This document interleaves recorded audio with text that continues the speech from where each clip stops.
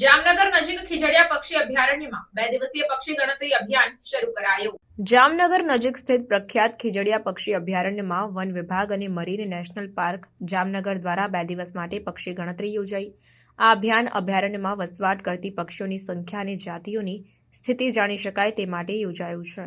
50થી વધુ પક્ષીવિદો અને વન વિભાગના અધિકારીઓ સામેલ આ પક્ષી ગણતરીમાં 50થી વધુ પક્ષીવિદો, વન વિભાગના કર્મચારીઓ અને પક્ષી નિરીક્ષકો ભાગ લઈ રહ્યા છે। આ સાથે જ આ અભિયાનના મુખ્ય ઉદ્દેશોની વાત કરવામાં આવે તો સ્થાનિક અને પરપ્રાંતીય પક્ષીઓની ઓળખ, પક્ષી જનસંખ્યા ટ્રેન્ડનું વિશ્લેષણ, પર્યાવરણમાં થતા ફેરફારો પક્ષીઓ પર કેવી અસર કરે છે તેની જાણકારી જાણવા માટે છે।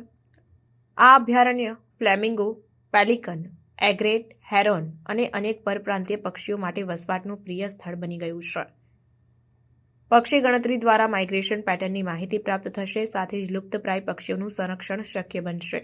પર્યાવરણ સંરક્ષણ માટે નવી યોજનાઓ ઘડી શકાશે। વન્યજીવન સંરક્ષણ માટે એક મહત્વપૂર્ણ પગલું છે।